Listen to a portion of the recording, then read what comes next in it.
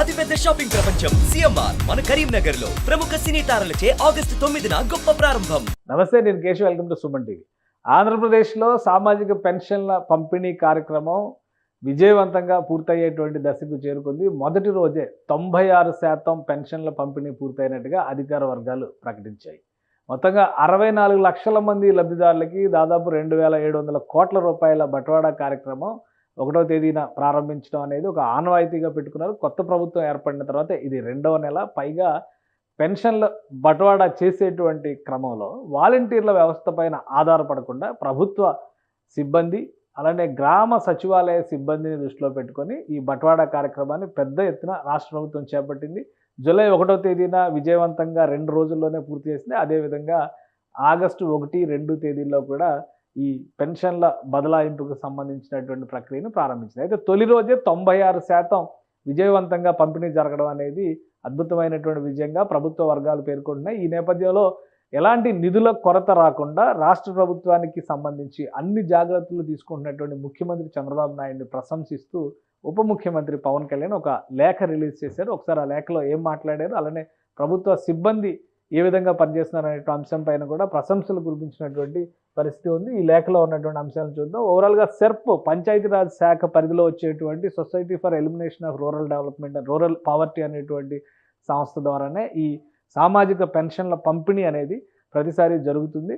So అది పంచాయతీరాజ్ శాఖ పరిధిలోకి వస్తుంది. ఈ నేపథ్యంలో ఈ పెన్షన్ల బట్వాడా కార్యక్రమం వేగవంతంగా సక్సెస్ఫుల్గా జరగడం పైన పవన్ కళ్యాణ్ ప్రశంసలు కురిపించారు. దీనికి ముఖ్యమంత్రి తీసుకున్నటువంటి చొరవ, ఎలాంటి ఆర్థిక పరమైనటువంటి ఇబ్బందులు రాకుండా తీసుకున్నటువంటి జాగ్రత్తలే కారణం అనేటువంటి మాటని ఉప ముఖ్యమంత్రి పవన్ కళ్యాణ్ విశ్లేషించారు. ఉప ముఖ్యమంత్రి deputy chief minister Konidela Pawan Kalyan letter head ఇది. పెన్షన్ల పంపిణీ విజయవంతంగా సాగడం హర్షణీయం అంటూ ఈ లేఖని రిలీజ్ చేశారు.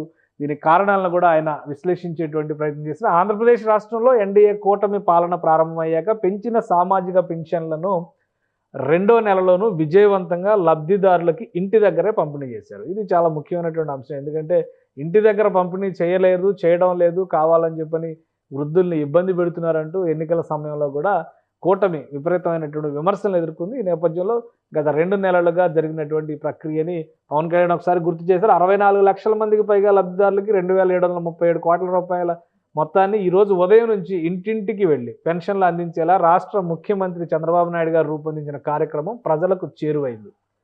అందరూ హర్షించేలా పింఛన్ల పంపిణీ కార్యక్రమాన్ని తీసుకువచ్చిన ముఖ్యమంత్రి గారికి మనస్ఫూర్తిగా అభినందనలు తెలియజేస్తున్నాను. గత పాలకులు రాష్ట్ర అభివృద్ధిని అతలాకుతలం చేసినా ఎలాంటి ఆటంకాలు కలగకుండా సంక్షేమ పథకాలను ఈ ప్రభుత్వం అమలు చేస్తుంది అని పవన్ కళ్యాణ్ ఈ లెటర్ ద్వారా ఒక భరోసానిచ్చారు. రాష్ట్ర వ్యాప్తంగా ఉన్నటువంటి లబ్ధిదారులందరికీ కూడా పెన్షన్ల కార్యక్రమంలో పంపిణీ పెద్ద ఎత్తున జరిగింది. అలానే 96% పంపిణీ అంటే మొత్తం ఈ 2,700 కోట్ల రూపాయల్లో 96% నగదుని ఆల్రెడీ లబ్ధిదారులకి అందించడం జరిగింది. కేవలం 4% మాత్రమే పెండింగ్ ఉంది. ఈ 4%కి సంబంధించి 2వ తేదీ మధ్యాహ్నం కల్లా పంపిణీ ప్రక్రియను పూర్తి చేయాలని దిగువ సిబ్బంది అందరికీ కూడా, వివిధ ప్రాంతాలకు చెందినటువంటి అందరికీ కూడా ఒక డైరెక్షన్ ఇచ్చారు.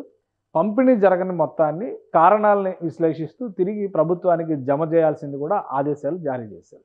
సో ఓవరాల్గా 2 నెలల్లో ఇంత పెద్ద ఎత్తున పింఛన్ల పంపిణీ చేపట్టడం అనేది ఆంధ్రప్రదేశ్ ప్రభుత్వ విజయంగా పవన్ కళ్యాణ్ పరిగణిస్తూ ఈ లేఖ రాశారు. చంద్రబాబు నాయుడు గారి ఆర్థిక క్రమశిక్షణని, ఆర్థిక ప్రణాళికని ఆయన ప్రశంసించారు. అలానే కూటమి ప్రభుత్వం తరపున ఇచ్చినటువంటి అధికారంలోకి వస్తే ఏవైతే హామీలు ఇచ్చిందో ఆ సంక్షేమ పథకాలన్నీ పక్కాగా అమలు చేస్తామనేటువంటి మాటని మరొకసారి పవన్ కళ్యాణ్ ప్రజల దృష్టికి తీసుకొచ్చారు. సో ఇది కూటమి ప్రభుత్వ విజయంగా పవన్ కళ్యాణ్ విశ్లేషించారు అనేటువంటి అభిప్రాయం కలుగుతుంది. ఇక మిగిలిన పెన్షన్ల పంపిణీ పైన కూడా ప్రభుత్వ యంత్రాంగం ఫోకస్ పెడుతుంది. 2వ తేదీన ఈ ప్రక్రియను పూర్తి చేస్తుంది అనేది ఆ వర్గాల నుంచి వస్తున్నటువంటి సమాచారం.